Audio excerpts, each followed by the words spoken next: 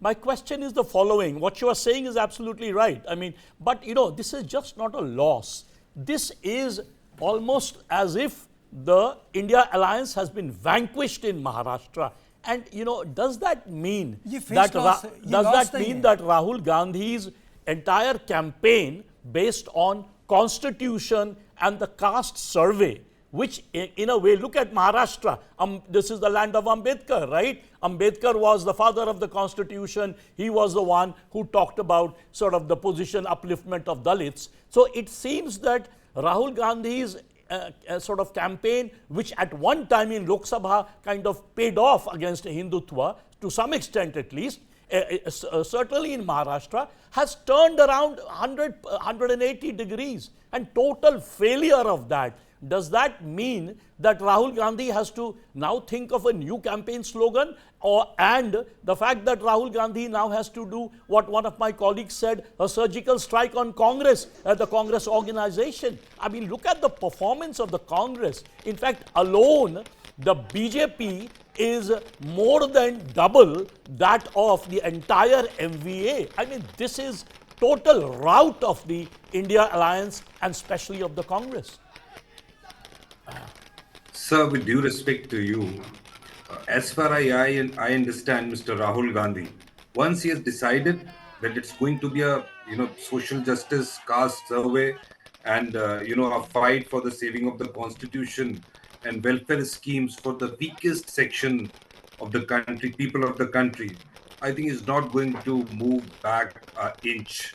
Let we lose election after election after election. Despite brutal criticism which he has faced for 10 years, I am telling you, please take it from me in writing. History in coming time, history is going to judge Rahul Gandhi as the biggest revolutionary of this country, when crony capitalism was looting almost all the resources of the country and he was fighting against them. Therefore, this tarnishing of image, this caste survey being a failure, these type of words being said, constitution, saving of the constitution has failed, it's not being right. All these things will be said again and again and again, because this is what these cronies want, to loot our country. He's fighting against a systematic capitalist government. So it's very difficult. When the independence movement was fought, so all the great leaders of the country, Mahatma Gandhi, Netaji Subhash Chandra Bose, Pandit Nehru, Maulana Azad, Sardar Patel, and all eminent people who fought, they were fighting against the foreigners, outsiders. So at that time also it was difficult. The fight was difficult because the British were very powerful. But it was comparatively easy to convince people that we are fighting the foreigners and motivate people and to have a fight. Right now, what we are doing, you have lost the state pretty badly. I mean to say that you have lost the state pretty badly. You were the biggest partner in that component, more than 100 seats. And your strike rate has gone below 20%. I mean to say something has substantially gone wrong. It cannot just be attributed to hum ek hai to safe hai. Something more has happened. I can just say that we have to analyze how badly we have lost, or what will be the final tally, then we can analyze. But if this is what you are showing is going to be the final result, there is, definitely there are questions about, there are two important things, that is money being floated and the EVMs.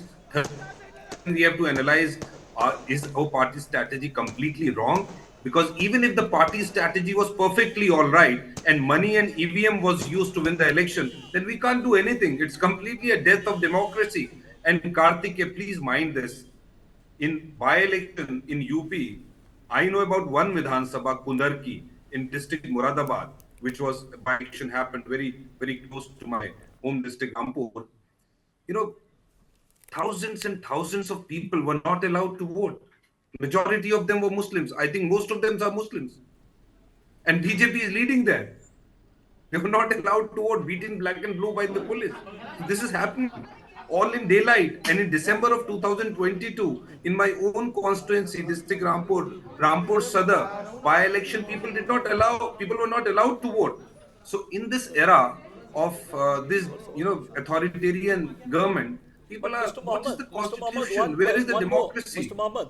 What if you are saying, you're saying death of democracy? If it is death of democracy, then how come in Jharkhand, the Congress, JMM is winning in such a massive way? So I don't think we should talk in those abstract terms. Talk about, compare Jharkhand victory of Congress to this total rout of Congress in Maharashtra. Let's come down to typical campaign failure. What went wrong? Forget about crony capitalism and all that slogan, because after all, didn't crony capitalism work in Jharkhand? So I'm saying talk in these two terms only. Look at West Bengal. Mamta has won all 6 seats over there. So obviously there's something went wrong in your campaign in Maharashtra. Tell us what went wrong. That would be better answer, more persuasive for our viewers. Ajit sir, so my understanding of your question about what you said, that in Jharkhand everything was fine, in Maharashtra it's complete rout. My understanding of Mr. Modi, BJP, and their strategy for election is, loot one state at a time. People, raise suspicion. First, loot people of Maharashtra. You have taken Chhattisgarh, cutting the forest area. Now it's been given to the cronies, Chhattisgarh. Now after Maharashtra, then they will take Jharkhand, and then Adani will take over all the business of the Jharkhand. This is what is happening, one at a time, slowly and gradually. This is how the East India Company came, slowly and gradually. Mohammed, this doesn't sound like the spokesperson of a political party. Karthika, may I say this? This is my this understanding. doesn't sound like the wrong. spokesperson of a political party. Absolutely. It's like giving up a fight. All said and done, it was Bharatiya Janata Party which was not able to clear the majority mark. The Prime Minister's victory margin came down in Ayodhya. In Banaras, they lost Ayodhya and they stuck back in Haryana. So I mean to say, there's always a fight back. My larger issue is the fight back is missing. Look at Mamata Banerjee. That is one part of the story of today's election I have not been able to discuss with either Rennie and my other esteemed guests who joined me. But look at Mamata Banerjee, entire BJP brass. When it came to Sandesh Khali, when it came to RG Kar, the way they organize it, Mamata Banerjee is still leading on all the 6 spy polls. It has not impacted it. Other political parties have not been able to take away the women voters from Mamata. I mean to say, kudos to that woman. वो अकेली खड़ी रही, and she has ensured that BJP is not able to make inroads. If Mamata Banerjee can do it there, I'm sure Rahul Gandhi can do it in other parts of the states. But my understanding, Renee, are you there? Yes. Renee, my understanding is there. Tell me if I'm wrong. The constitution debate took the entire voter by surprise in 2024 election. General elections, that's right. General election.